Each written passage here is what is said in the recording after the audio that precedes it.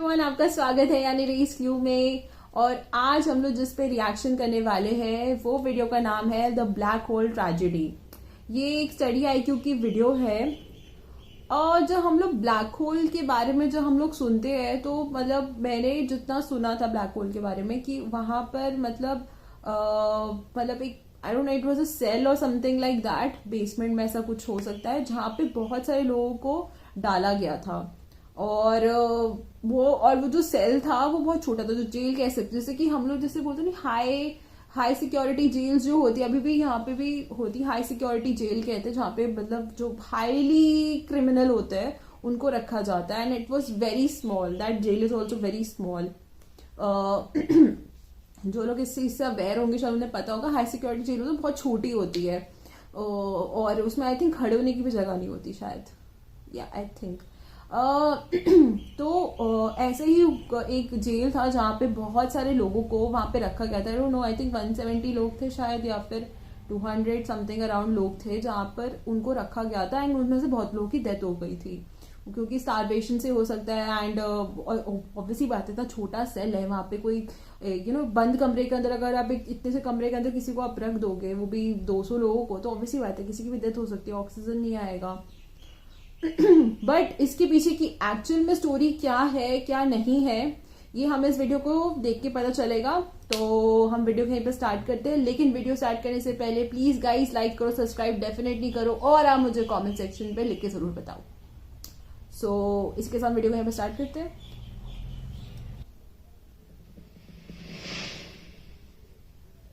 Welcome to Study IQ. मेरा नाम है आदेश सिंह। दोस्तों, आज की कहानी है कैलकाटा की ब्लैक होल त्रासदी की। ये कहानी अंतरिक्ष या ब्रह्मांड में मौजूद किसी रहस्यमयी और अत्यधिक कॉम्प्लेक्स साइंटिफिक फिनोमिनन से जुड़े किसी ब्लैक होल की नहीं, बल्कि इंडियन हिस्ट्री से जुड़े एक बेहद अनफॉर्चुनेट इवेंट की है। अगर कुछ ब्रिटिश हिस्टोरियंस की माने तो ये इवेंट भारत के इतिहास पर एक धब्बे जैसा था। वो क्यों, चलिए देखते हैं। ये तो हम जानते ही हैं कि कैसे अंग्रेजों ने भारत पर लगभग 200 सालों तक राज किया, और इस दौरान उन लोगों ने भारतवर्ष के लोगों को बुरी तरह बेहाल किया। लेकिन एक दौर ऐसा भी था जब बंगाल के एक राजा नवाब सिराजुद्दौला ने उल्टा अंग्रेज सिपाहियों के साथ एक बेहद शर्मनाक और दर्दनाक हादसे को अंजाम दिया। जी हां, और इसी घटना को ब्लैक होल ट्रेजेडी का नाम दिया गया है। कहा जाता है कि इंग्लैंड के स्कूल का हर एक बच्चा भारत से जुड़ी कुछ और बात जानता हो या ना जानता हो, लेकिन ये 3 चीजें जरूर जानता है, जिसमें पहली थी ब्लैक होल ट्रेजेडी, देखो हमें यहाँ पे पढ़ाया नहीं है, बैटल ऑफ प्लासी, और तीसरी India first war of independence यानी 1857 की क्रांति। हमें भी बैटल ऑफ प्लासी में ब्लैक होल ट्रेजेडी हमें नहीं पढ़ा सकते हैं कि ये black Hole tragedy England point of view से भारतीय इतिहास का कितना अहम हिस्सा थी। और तो और ये कहा जाता है कि भारत के इतिहास का रुख बदलने वाले बैटल ऑफ प्लासी को जन्म देने वाले इमीडिएट कारणों में ये ब्लैक होल ट्रेजेडी मुख्य रूप से शामिल थी। बैटल ऑफ प्लासी एक ऐसा इवेंट था जिसने आधुनिक भारत का नक्शा पूरी तरह से बदल दिया। इसी बैटल के बाद अंग्रेजों ने भारत पर पूर्ण रूप से अपना आधिपत्य जमाना शुरू किया। खैर, अब आप सोच रहे होंगे कि आखिर क्या थी ये ट्रेजेडी।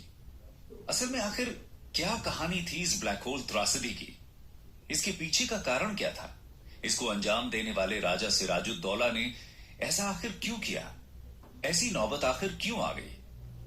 क्या 1756 में वाकई उन्होंने अंग्रेजों को कैलकाटा की एक काल कोठरी में डालकर निर्दयी तरीके से मौत के घाट उतार दिया था? आज के इस वीडियो में हम इन्हीं सब सवालों के जवाब जानने की कोशिश करेंगे। तो चलिए शुरू करते हैं। How fort William came into existence. दोस्तों, ये तो आप जानते ही हैं कि 17वीं सेंचुरी तक भारत की धरती पर यूरोपियन पावर्स का आगमन हो चुका था। उधर यूरोप में 1740s में हुए वॉर ऑफ ऑस्ट्रियन सक्सेशन के बाद ब्रिटिश और फ्रांस के बीच की लड़ाई धरती के हर कोने तक पहुंच चुकी थी। इंडिया भी इसमें कोई एक्सेप्शन नहीं था। यहां पर भी ब्रिटिश और फ्रेंच ईस्ट इंडिया कंपनी के बीच एक फियर्स कंपटीशन जारी था। इंडियन पॉलिटिक्स की बात करें तो 1707 में औरंगजेब की मृत्यु के बाद मुगल साम्राज्य का पतन होना शुरू हो चुका था। असल शक्ति केवल क्षेत्रीय राजाओं के हाथों में ही रह गई थी। उसी तरह बंगाल तकनीकी रूप से मुगल साम्राज्य का हिस्सा होते हुए भी अब अलग एक था। आजाद प्रांत के रूप में राइट, उभर रहा राइट। था। लेकिन बंगाल उस समय भारत का इकोनॉमिक पावर हाउस था। इसकी वजह से सभी यूरोपियन पावर्स बंगाल पर अपना कब्जा जमाना चाहती थी। इस दौरान अंग्रेजों ने अपना साम्राज्य सुरक्षित करने के लिए बंगाल में जगह जगह मिलिट्री डिफेंस सिस्टम बिल्ड करने शुरू कर दिए। इन्हीं में से एक फोर्ट था फोर्ट विलियम, जो अभी 1690 भी तक है, बनकर I तैयार हो guess। गया था। फोर्ट विलियम शायद। हुगली नदी के तट पर बना हाँ। एक आर्किटेक्चरल मार्वल था। ये कॉलेज इसका बन नाम चुका है इंग्लैंड के शायद। किंग विलियम द थर्ड के नाम पर पड़ा। हालांकि ये कैलकाटा के one of the finest monuments में से एक है, लेकिन यही फोर्ट ब्लैक होल ट्रेजेडी और बैटल ऑफ प्लासी जैसे भारतीय इतिहास के कुछ इन्फेमस इवेंट्स की साइट बना। फिर जैसे जैसे वो बंगाल में विस्तृत होते गए, उनकी नीयत में बदलाव आना शुरू हो गया, क्योंकि बंगाल उस समय इंडिया का रिचेस्ट और रिसोर्सफुल स्टेट था।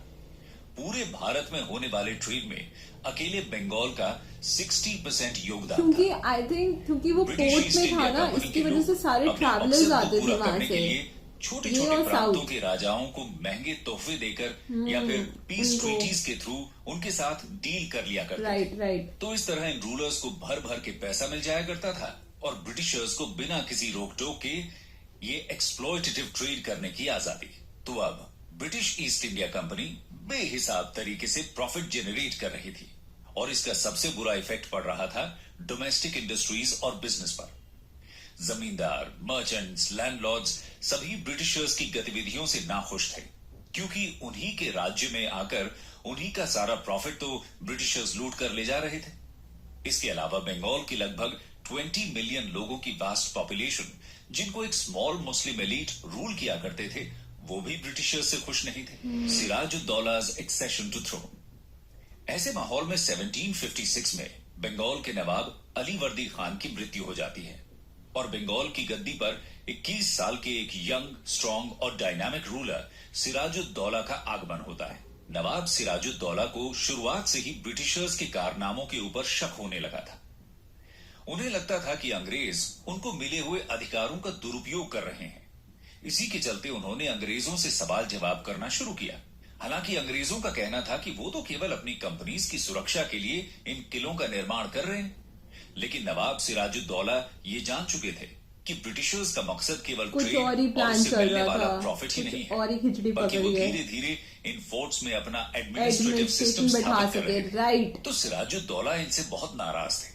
इसके और दो यही कारण थे। हुआ। पहला तो ये कि ये कंपनीज अब अपने प्रॉफिट का कोई भी हिस्सा उनको नहीं दे रही थी, और दूसरा ये कि वो अब धीरे धीरे अपने पांव जमाकर राजाओं से उनका पॉलिटिकल कंट्रोल छीनने की भी तैयारी में थे, जिससे इन राजाओं की सॉवरेंटी पर खतरा बढ़ता जा रहा था। ऊपर से कर्नाटक वॉर में ब्रिटिशर्स की जीत के बाद सिराजुद्दौला का शक यकीन में बदलता जा रहा था, लेकिन ये होने देना सिराजुद्दौला को गवारा नहीं था। इसीलिए सबसे पहले उन्होंने कैलकाटा के गवर्नर को एक अल्टीमेटम पास किया कि इन कंपनीज के द्वारा किए जा रहे फोर्टिफिकेशन पर पाबंदी लगाई जाए। ये हालांकि French exactly East India Company Sirajuddaulah के आदेश मानकर रुक गई, लेकिन ब्रिटिशर्स ने ये रुके बात नहीं मानी थे। और अपनी किलेबंदी चालू रखी। बट बहुत ये क्या था? लॉजिकल वो आके हमें यहाँ पे सिराजुद्दौला बनाए जा रहे हैं। इससे बहुत गुस्सा हुए और उन्होंने अब ब्रिटिशर्स को सबक सिखाने की ठानी। Events leading to the Black Hole tragedy. Britishers को सबक सिखाने के लिए सिराजुद्दौला ने अपनी सेना तैयार की और 16 जून 1756 को कैलकाटा पर हमला बोल दिया। कहा जाता है कि उनकी सेना में 50,000 से भी ज्यादा पैदल सैनिक, 500 हाथी और 50 तोपें शामिल थी और ये ब्रिटिश ईस्ट इंडिया कंपनी की सेना को आसानी से कुचल सकती थी। खैर 16 जून को नवाब अपनी सेना के साथ कैलकाटा पहुंचे और उन्होंने शहर को चारों तरफ से घेर लिया। जब अंग्रेजों को लगने लगा कि उनकी हार निश्चित है, तब गवर्नर जॉन डेरिक अपने कमांडर काउंसिल के सभी सदस्यों, महिलाओं और बच्चों के साथ हुगली नदी पर खड़ी एक बोट में बैठकर बच निकले। उन्होंने जॉन हॉलवेल के नेतृत्व में अपने 170 सैनिकों की टुकड़ी को किले की रक्षा करने के लिए वहीं छोड़ दिया। 20 जून 1756 को सिराजुद्दौला की आर्मी ने फोर्ट विलियम की दीवारों को तोड़कर फोर्ट के अंदर हमला कर दिया। इसी को देखते हुए अंग्रेजों ने उनके आगे आत्मसमर्पण कर दिया। सिराजुद्दौला ने फोर्ट के बीचों बीच अपना दरबार लगाया। वहां उन्होंने 2 घोषणाएं की। पहली तो ये कि कैलकाटा का नाम बदलकर अलीनगर रखा जा रहा है और दूसरा राजा मानिक चंद को किले का रक्षक घोषित किया गया। मालिक ब्रिटिश चंद, वॉर मैंने सुना है क्रिमिनल इनके बारे में J.Z. भी काफी हॉलवेल कुछ। ने अपने एक article interesting events related to the province of Bengal में बाद में लिखा कि उस दिन उनके हाथ बांधकर उनको नवाब के सामने पेश किया गया। नवाब ने उनके हाथ खोलने का आदेश दिया और उनके साथ किसी भी तरह की बदसलूकी न किए जाने का वादा किया। साथ ही साथ उन्होंने अंग्रेजों के खिलाफ अपनी नाराजगी भी जताई। उसके बाद नवाब वहां से उठकर एक अंग्रेज के घर में आराम करने चले गए। नवाब के जाने के बाद उनके सैनिकों ने अंग्रेज कैदियों के साथ नियंत्रित लूटपाट करनी शुरू कर दी। हालांकि अब तक उन्होंने अंग्रेजों के साथ ज्यादा टॉर्चर नहीं किया, लेकिन शाम होते होते उनका व्यवहार बदल गया। असल में एक अंग्रेज कैदी ने शराब के नशे में अपनी पिस्टल से नवाब के एक सैनिक को मार दिया। जब इस बात की शिकायत नवाब के पास पहुंची तो वो बहुत गुस्सा हुई।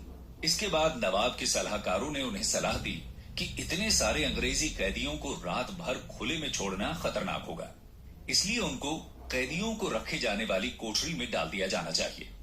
ये कोठरी फोर्ट विलियम के बेसमेंट में मौजूद थी। इसी कोठरी का नाम ब्लैक होल पड़ा। बस फिर क्या था, नवाब ने ऐसा ही करने का आदेश दिया। वहां मौजूद 170 कैदियों को बिना किसी चीज का लिहाज किए एक 18 बाय 14 फीट की कोठरी में डाल दिया गया। उसमें केवल 2 खिड़कियां थी और आपको जानकर हैरानी होगी कि ये कोठरी सिर्फ 3 या 4 कैदियों को रखने के लिए बनाई गई थी। हाई प्रेजेंट लेकिन उस रात इसमें 170 कैदियों को ठूस दिया गया। जून के महीने की वो रात शायद साल की सबसे गर्म और उमस भरी रात थी। ऐसे में बिना खाना, पानी और हवा के उस कोठरी में इतने सारे बंदियों को शाम 7 बजे से लेकर सुबह 6 बजे तक रखा गया। और आप अंदाजा लगा सकते हैं कि उस कोठरी के अंदर की हालत क्या रही होगी। कुछ हिस्टोरियंस बताते हैं कि जिन सैनिकों को इन कैदियों की निगरानी के लिए छोड़ा गया था, उनमें से किसी की हिम्मत भी नहीं हुई कि वो सो रहे नवाब को जाकर उठाएं और उनका हाल सुना पाएं। जब अगली सुबह सिराजुद्दौला को इस बारे में पता चला, तब उन्होंने उस कोठरी को खोलने का आदेश दिया। बताया जाता है कि जब उस ब्लैक होल का दरवाजा खोला गया, तब 170 कैदियों में से सिर्फ 23 कैदी ही बहुत बुरी हालत में जिंदा वापस आए। बाकी सभी कैदियों ने गर्मी में दम घुटने की वजह से अपना दम वहीं तोड़ दिया। जिस J.Z. हॉलवेल का कुछ देर पहले हमने जिक्र किया था, वो भी इस ब्लैक होल से बचकर वापस आने वाले 23 कैदियों में से एक थे। इसके बाद सभी मरे हुए कैदियों को वहीं पास में बिना किसी रस्म रिवाज के एक साथ दफना दिया गया और इसी इंसिडेंट को इतिहास में ब्लैक होल ट्रेजेडी के नाम से जाना गया। रियलिटी और मिथ। दोस्तों, यहां एक बात गौर करने वाली यह है कि इस पूरी ट्रेजेडी का हॉलवेल द्वारा दिया गया विवरण कई हिस्टोरियंस नकार चुके हैं। उनका मानना है कि असल में इन कैदियों की संख्या बहुत कम थी और मरने वाले कैदियों की संख्या तो उससे भी ज्यादा कम। कुछ हिस्टोरियंस कहते हैं कि हॉलवेल के विवरण में जिन लोगों को मरा हुआ दिखाया गया, वो असल में उस दिन नहीं मारे गए थे, बल्कि वो इस इवेंट के आगे पीछे हुई लड़ाइयों में मारे गए थे। तो हॉलवेल के अकाउंट्स में मरने वालों का विवरण पूरी तरह सच नहीं था, बल्कि बहुत बढ़ा चढ़ाकर बताया गया था। उस तरह एक और हिस्टोरियन विंसेंट ए स्मिथ ने अपनी किताब Oxford History of India from earlier times to the end of 1911 में लिखा है कि यह घटना हुई जरूर थी, लेकिन असल में इसके जिम्मेदार पूर्ण रूप से सिराजुद्दौला नहीं थे, बल्कि इन कैदियों पर नजर रखने का जिम्मा उन्होंने अपने सैनिकों पर छोड़ दिया था। उनको इस तरह ब्लैक होल में ठूस कर मारने का आदेश उन्होंने अपने मुंह से नहीं दिया था, लेकिन मौजूदा हिस्टोरिकल रिकॉर्ड्स के मुताबिक ये बात भी सच है कि इस घटना के बाद उन्होंने अपने किसी भी सैनिक को इस जुर्म के लिए ना तो कोई सजा दी और ना ही कभी कोई दुख प्रकट किया। इसके अलावा कई हिस्टोरियंस ये तक भी कहते हैं कि ये पूरा का पूरा इवेंट एक मिथ के अलावा और कुछ नहीं था। राजा है भाई। वो कहते हैं कि ये अफवाह अंग्रेजों के द्वारा ही उड़ाई गई थी, जिससे कि उनको बंगाल पर हमला करने का बहाना मिल जाए, क्योंकि जैसे ही इस इंसिडेंट की खबर ईस्ट इंडिया कंपनी के हेडक्वार्टर्स इंग्लैंड तक पहुंची, वैसे ही वो लोग आग बबूला हो गए। कहा जाता है कि इसके बाद हर अंग्रेज के सीने में बदले की भावना भड़क रही। ये सही है इनका, यहाँ पे आके वो किसी को भी मारे, कोई फर्क नहीं पड़ता। लेना चाहते थे। इसी के रिस्पॉन्स में रॉबर्ट क्लाइव को भारत भेजा गया। रॉबर्ट क्लाइव ने जनवरी 1757 में वापस कैलकाटा को अपने कब्जे में ले लिया। इतना ही नहीं, उन्होंने आगे बढ़कर सिराजुद्दौला के खिलाफ जंग छेड़ दी। इसी लड़ाई को बैटल ऑफ प्लासी के नाम से जाना जाता है। और ये तो हम जानते ही हैं कैसे इस लड़ाई में अंग्रेजों ने कूटनीतिक षड्यंत्र रचा और सिराजुद्दौला की आर्मी की कमांडर को लालच देकर अपने गुट में शामिल कर लिया। और ये बगावत देखने के बाद सिराजुद्दौला बैटलफील्ड छोड़कर मुर्शिदाबाद भाग गए, जहां उनको मार दिया गया।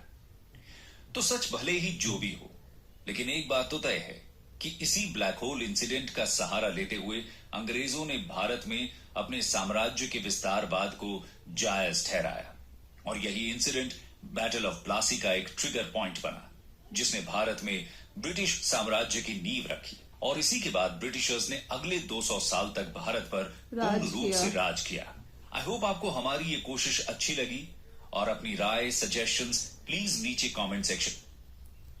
सो गाइस, वीडियो जो है वो ऑलरेडी एंड हो चुकी है एंड इसमें हमें बहुत चीज़ों के बारे में पता चला है। एक चीज़ के बारे में जो पता चला है कि वो लोग बहुत सारी ऐसी स्टोरीज होती है, वो लोग एग्जैजरेट तो करते ही है। यहाँ पे अगर ब्रिटिशर्स को अगर ब्लैक होल अगर स्टोरी अगर हुई भी है, लेकिन ब्रिटिशर्स ने भी ऐसी बहुत सारी ऐसी चीजें करी है। अगर एक ब्लैक होल उनको एक ट्रेजेडी नजर आता है, तो फिर जो जलियनवाला बाग था जहाँ पे तुमने लोगों ने इनोसेंट लोगों को मार दिया है, व्हाट वाज दैट फॉर? सो वो ट्रेजेडी नहीं है, ये ट्रेजेडी है। अगर कहते ना कि we will try to come here to educate everybody, and हम लोग सबको बताना चाहते थे कि हम लोग कितने डिप्राइव थे या नहीं थे, वो उनका जो टर्म था ब्रिटिशर्स का, और आप इसको ट्रेजेडी बोलते हो, तो फिर भाई जलियनवाला बाग में जितने लोगों को मार दिया, बच्चों को, औरतों को, बूढ़ों को मार दिया, that was under tragedy, right? यहाँ पे इसको ट्रेजेडी बोलकर हिस्ट्री बुक्स में पढ़ाते हो। और सैड पार्ट ये भी है कि हमारी जो हिस्ट्री की जितनी भी टेक्स्ट बुक्स लिखी गई है, उसमें भी ब्लैक होल के बारे में ना इतना मेंशन नहीं है। मैं ऑनेस्टली बता रही हूँ, मैंने इसके बारे में सिर्फ एक छोटा सा एक आर्टिकल ही पढ़ा था, मैंने भी इसके बारे में ज्यादा पढ़ा नहीं था। बस इतना मुझे पता था कि कोई एक सेल था और उसके अंदर बहुत लोगों को रखा गया था, काफी दिनों के लिए, मेरे को लगा था काफी दिनों के लिए रखा गया था, और उनको कोई खाना पानी कुछ नहीं था। उसमें से बहुत लोगों की डेथ हो गई थी, क्योंकि that was a very small area, जो कि हमें पता चला है। यहाँ पे इसमें तो ऑब्वियसली बात है, इसकी कोई ऑथेंटिसिटी है या नहीं है, ये फिर एक मनगढ़ंत कहानी है या फिर समथिंग लाइक दैट। वो लोग भी अपने अकॉर्डिंग बना सकते हैं, जैसे कि जलियनवाला बाग का उन्होंने बता दिया था कि जो एक्चुअली में जो वहाँ के जो भी थे जनरल डायर, उन्होंने जब वहां पे लोगों को शूट किया था, तो उनको रेजिग्नेशन के नाम पे उनको वहां पर ही पोस्ट दे दी थी, ब्रिटिशर्स के वहां पर ही उन्होंने पोस्ट दे दी। भाई आप लोगों ने इतनी लोगों की मर्डर करा है, अब जब इसको आप ट्रेजेडी बोल के पढ़ा रहे हो ना, इसको बोल के भी पढ़ा दो फिर कि हमसे भी बहुत सारी गलतियां हुई हैं। But leave that, a part of that video बहुत अच्छी थी, बहुत चीजों के बारे में पता चला। सिराजुद्दौला के बारे में हम लोगों ने काफी हिस्ट्री बुक्स में पढ़ा था, that he was a Nawab of Calcutta, तो थोड़ा बहुत मेरे को भी पता था इसके बारे में, बट मुझे इसकी डीप हिस्ट्री इसके बारे में मुझे भी इतना आइडिया नहीं था। So video was very nice and हमें काफी चीजों के बारे में पता चला, काफी नॉलेज मिली regarding the battle of Plassey को कैसे ट्रिगर करा गया था। सो इसी के साथ हम वीडियो को यहीं पर हम एंड करते हैं। अगर आप लोगों को मेरा रिएक्शन अच्छा लगा, प्लीज गाइस लाइक करो, सब्सक्राइब डेफिनेटली करो, और आप मुझे कमेंट सेक्शन पर लिख के जरूर बताओ कि आप लोगों को मेरा रिएक्शन कैसा लगा।